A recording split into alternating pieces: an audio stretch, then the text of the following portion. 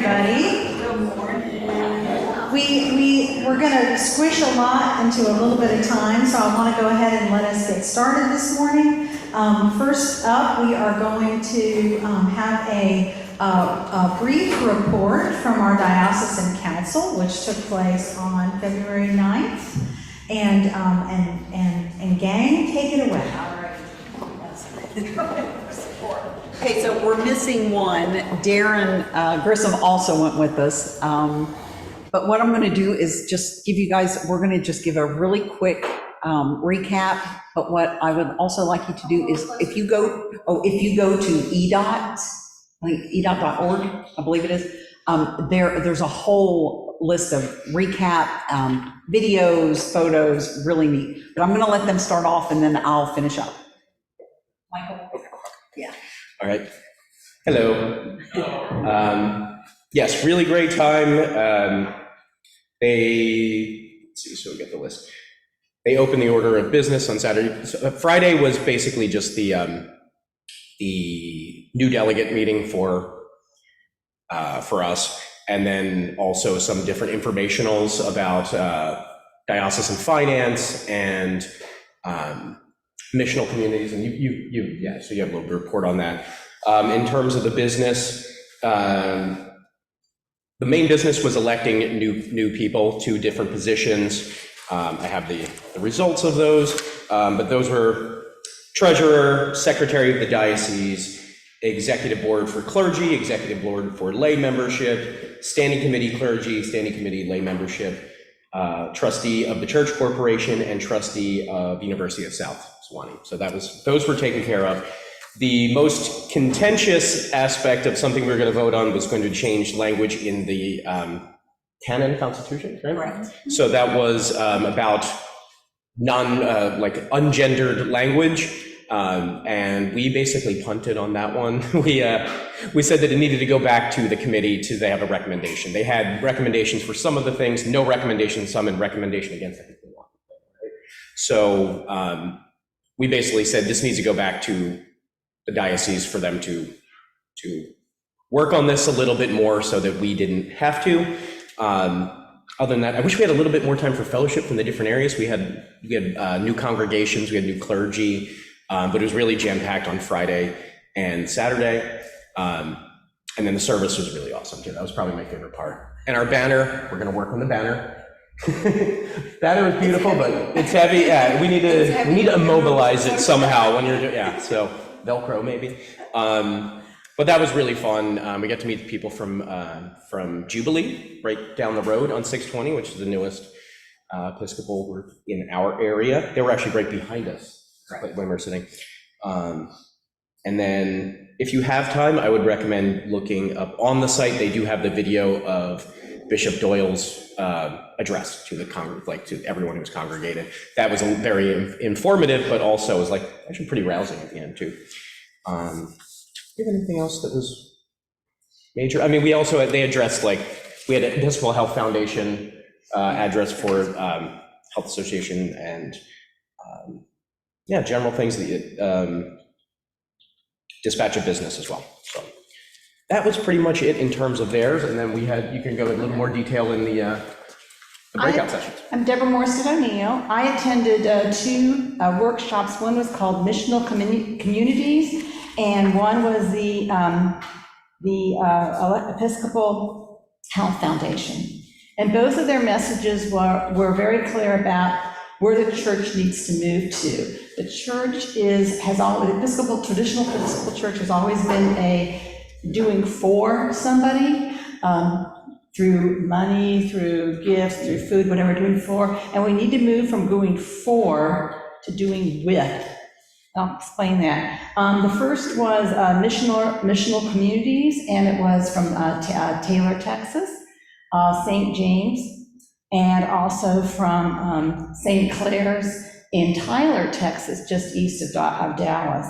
And both of these groups had, what their goal was, meet your neighbor and find their needs. As I said, you're not meeting to grow a congregation, you're meeting your neighbor and meeting their needs. Some of the things that they did was St. James and Taylor did the Artist Way, to get a community artist came in to get people to play and talk and be with people. They had a show and tell night for grown-ups, a listening room for people to talk about their problems, community garden for parishioners and children got involved, and then the food was given to the local food bank. Wednesday morning, women's conversation and game night. The game night was actually started by the rector's handyman, and they have 10 to 12 people that come in and play the games. These two churches, their emphasis is a spiritual and relational outpost for those who cannot or will not participate in traditional or expression of church. These might include those with PTSD, illness, the LGBT community, and those wounded by the church. And so their emphasis was in those areas. In Tyler, St. Clair's is an offshoot of St. Francis Episcopal, and they said many of the LGBT communities have been kicked out of their churches and left to flounder. Father Rob said that he was asked to excise a demon from a gentleman that was gay, and of course he very courteously turned him down, that he was not going to excise the demon out of this young man. St. Clair's group started with having food. They met in small groups. The parishioners of St. Francis started having dinner groups with the people in the community, and then these formed out that they were started to have a Facebook page, and it started growing. And St. Clair's has 150 members, and they have ordained 4 priests in the last 3 years from that church. The Episcopal Health Foundation, as a result of the sale of St. David's Hospital system about 10 years ago, the Texas Diocese has $1.3 billion. And they gave the Episcopal Health Foundation $460 million to support congregational health, starting with clergy and families. So in the Texas Diocese, which is our area, going into Houston, and not quite down to San Antonio, but a little farther north, all the clergy have, and their families have health insurance, which the other dioceses do not provide. The area, in this area, is the 2 areas of teaching the church needs to move toward: traditional type of relief, which I mentioned, to transitional. Transitional builds relationships with folks in the community, develop new skills, and changes mindset of community participation. The last step is transformation, where you're doing not for somebody, but you're doing it with somebody. The EHF, they are developing mental health training for individuals, especially those disenfranchised, training in North Texas on issues of racial justice and on human race. And also Camp Allen is doing a sponsor in the community get-together, actually next weekend, March 15th and 16th. Goals of the Episcopal Health Foundation: to make sure access to comprehensive health services is essential to providing health, promoting health communities where health happens using consultation and technology, health-minded policies that change systems to improve health. And they said their emphasis is non-traditional. They're looking not at necessarily medical things, because there's a lot of areas that people can get medical care, but they're looking more like shelter, food, clothing. What are some of those are called the non-medical needs of people? Oh, I want to say that they were on the council, there were 356 delegates and 214 clergy attendants. That's quite impressive. It was very impressive. And I agree, the service was amazing. Real quick, I'll go back. As Michael commented, there were decisions made on some of the canons. It was proposed that a lot of the language was changed from he or she to they and their. I think 1 was accepted, 2 were rejected, and 11 we sent back to governance because it totally changed what was being discussed in the canon. The other thing that was brought up that was voted on was having a hybrid in-person council instead of everybody meeting. That was also voted against. it was, of course, decided that it's too much of a community not to, who wants to be on Zoom again? That was kind of the whole thing was, I don't want to be They on want to Zoom. have it available if you cannot make it, but not make it. But not, yeah, but, that we feel like everybody still needs to be there. I will close by saying, one of the neatest things that was said, Bishop Dole talked about, so the greatest thing he said, the greatest thing is evangelism, that it is the one thing we're worst at. Bishop Dole offered that we need no more committees. Rather, we should pray and ask God. We should ask him where is his grace. We should find God, join people, and tell them how amazing our church is. The bishop says we must do this work by placing evangelism first. Everything else will figure itself out. I loved that when he said that. So, yes. I just had one question. When you were talking about the gender neutral language, does that include the Book of Common Prayer or just the canons? The canons. Yes, We yes. don't get to go Yeah, that way. correct. So also, just again, if you guys want to see more, read more about it, go online, it's all there. So it was a great council. So thank you for letting us take your time. It's just a text. Yes. It's just. I just don't have to read our prayers. No, it's okay. You're all right. You're all right. So I'll lead into the stewardship update piece.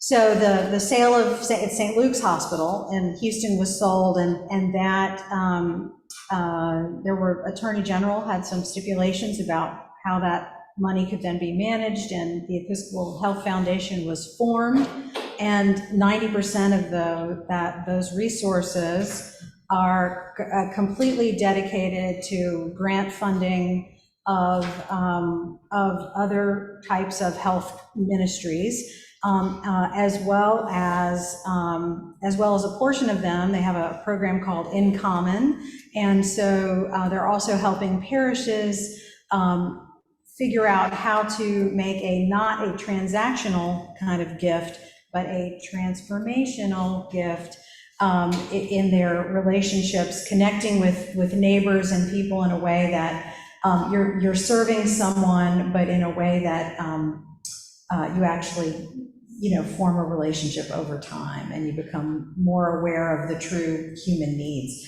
And the health insurance piece is really significant. So for family health benefits for a member of the clergy, that's about a $32,000 ticket item.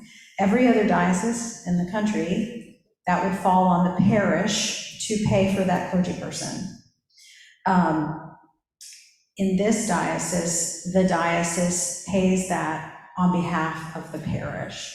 So when we do, this leads to stewardship, when we do our stewardship campaign, there's $32,000 less dollars that we as a community have to raise, right? We get to use that $32,000 for something else, which is pretty exciting, I think. So if nothing else, thank the Diocese of Texas for that, because that's a really, really, really big deal. And they are, and then in general, there are Great Commission Foundation grants. There's a lot of granting in the diocese as well, where they help small churches, they help innovative churches, they help people who have a track record of actually being able to achieve something, and then they will match or support or contribute to the new initiatives that they're doing. So our diocese has some really good things about it.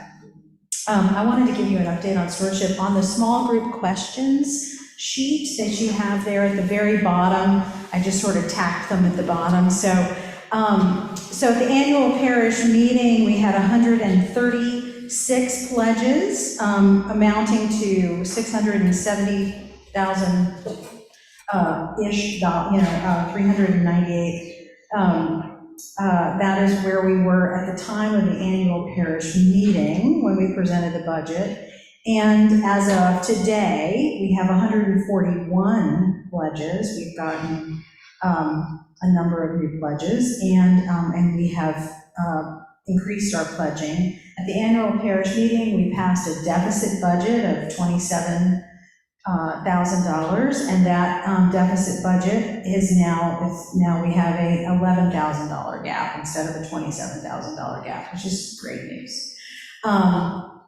So just to give you an idea where we are, that's pretty good. I feel really confident that as we move further into the year, we will definitely be able to close that $11,000 number and get where we need to be. If we want to hire a curate or an assisting clergy person, that number goes up to about, with the 11,000, it'll put it up around 50 that we need to get to. I haven't given up hope that we might do it. We're going to give it a shot this spring, inviting people who haven't pledged to pledge and reaching out in different ways. So that's where we are with our stewardship.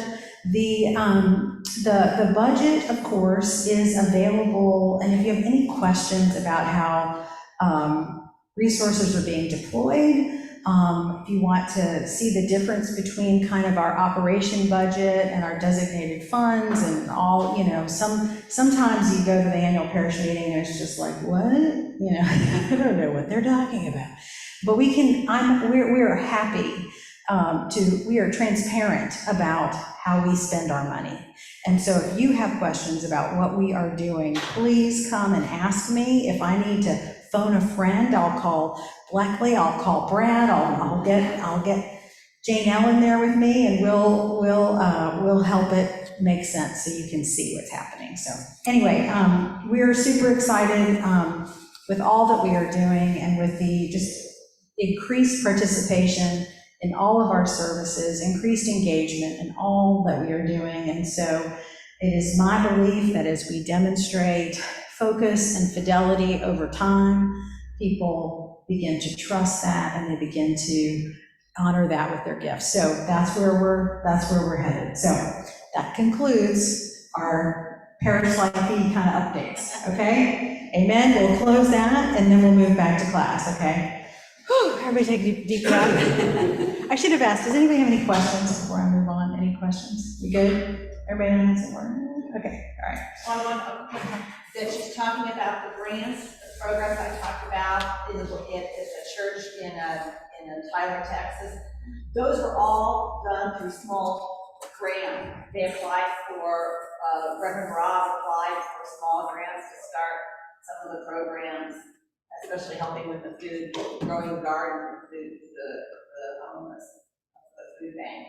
So I was encouraged when I went through the exhibits. Everybody was saying, "Oh, apply for a grant, apply for a grant."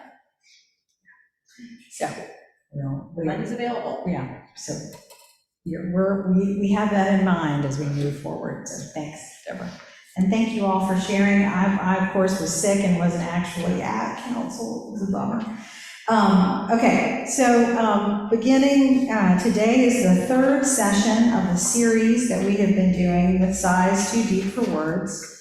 And we have been talking about we've been talking about 5 ways in which the Spirit calls us into discernment, into change, into doing new things. And one of the ways that the Spirit works is by the call to go, the being sent out from where we are. One of the ways the Spirit works is in the call to stay in a committed stance wherever we are in life and really dig into that place or relationship or commitment. Then the next way that we're going to talk about today briefly is the call to start, the call to begin, and I'll explain how that's different than the call to go. And then there is the call to accept that which we did not choose, the call to accept that which we did not choose. And then finally, the call to step up. Life presents something and one has to make a decision about whether one is going to step into that or not.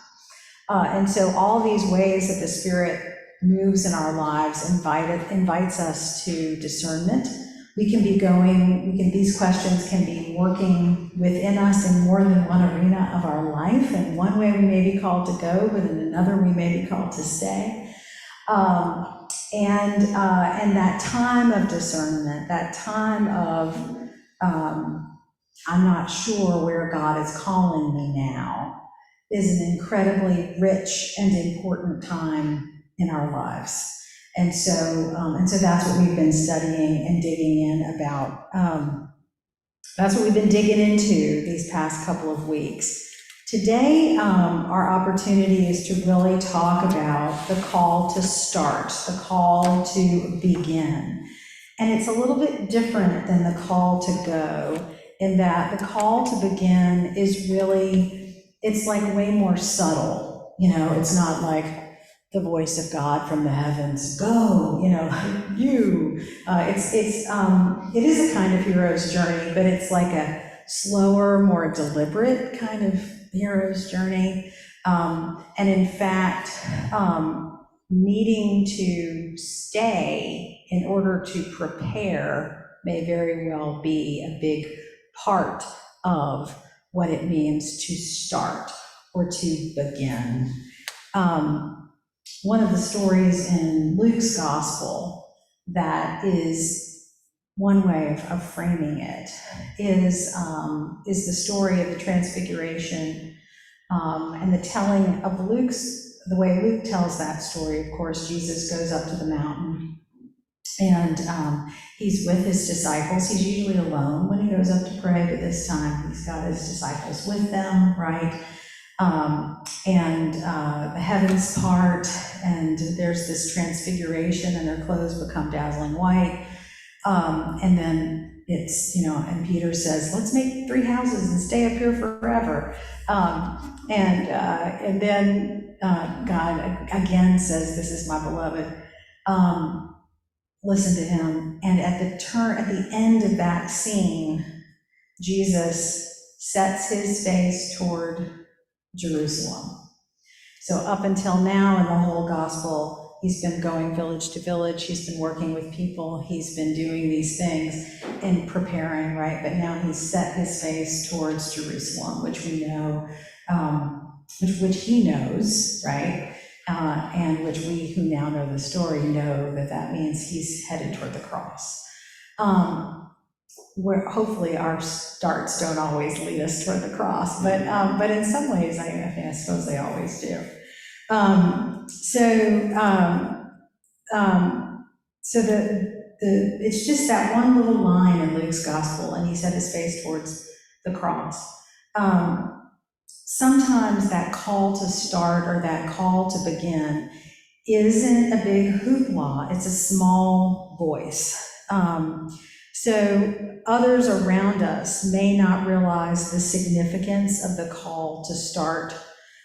It underscores that it may in fact initially have a private nature rather than a public nature, that little niggling. Those first stirrings may be sort of underground, below the surface. They may take time to develop in you in an unspoken way. The first steps are typically small, and the journey is long enough in some cases where the opportunity to complete that journey is actually low. You may not actually get to your destination. But embarking on that destination for you is important anyway. The difference in the call to go and the call to start is perhaps found in the imperceptibility of the shift, right? The call to go is going to have these kind of immediate impacts on your connections and relationships in that moment. The call to start is going to be much more subtle. And so my story around that,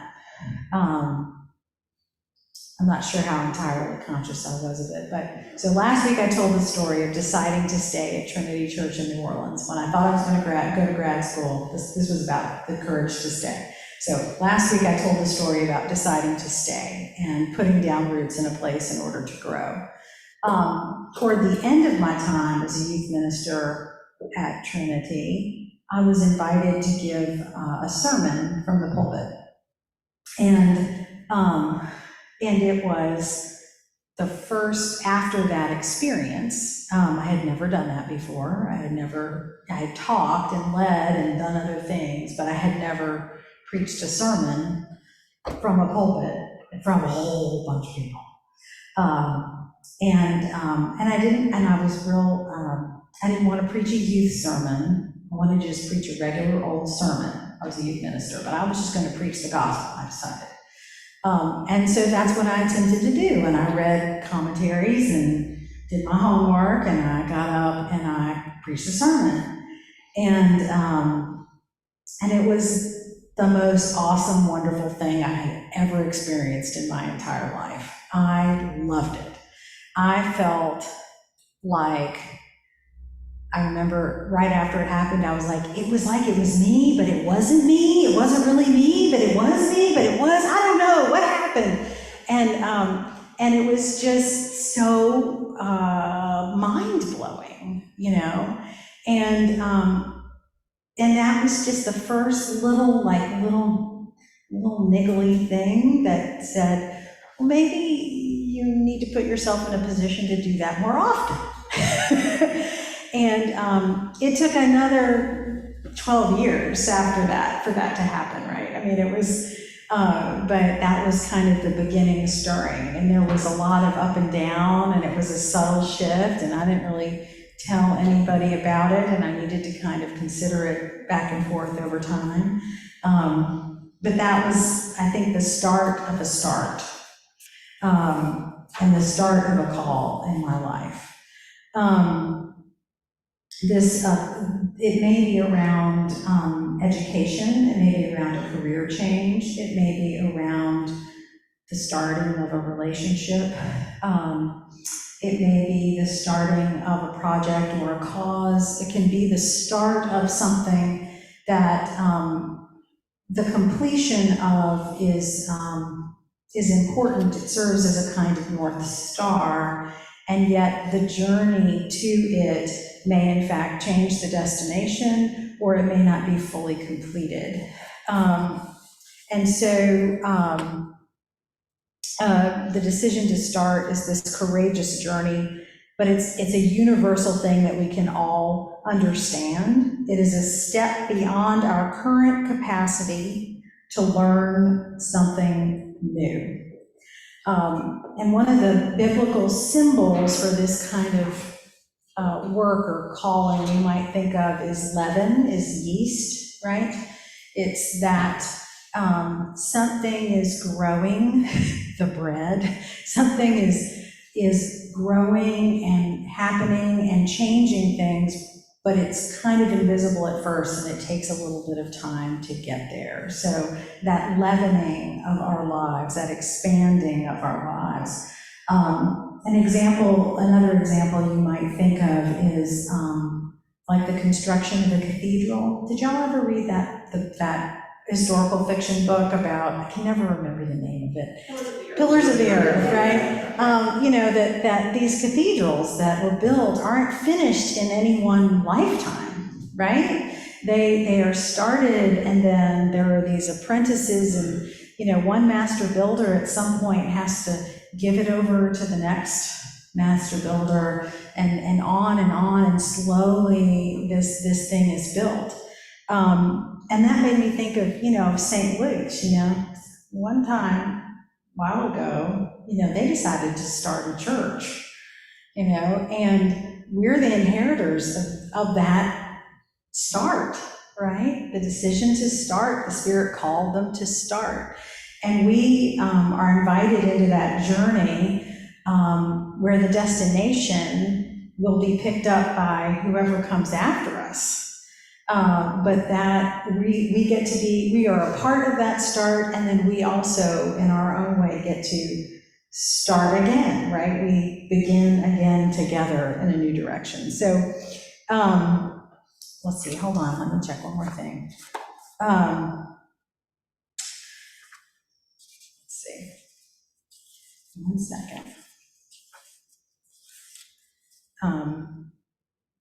So leaven is an evocative metaphor for all who feel called to start a process of communal transformation, because the work is largely invisible for a long time. History is full of stories, often told from the perspective of successful outcomes, that gloss over the prolonged struggle that follows a decision to start down such a path, and how those in one generation take the vision as far as they can and then must pass it on to the next. So that's what I wanted to share with you today, friends. And I invite you to discuss among yourselves the way in which you have been called to start, either in the past or in this moment, and what that might mean for you. Be sure to introduce yourselves to the folks at your table. And thank you. We went a little long on the talking part today, because we had. Amen. Have fun. Next week is the call to accept that which we did not choose. Be forewarned.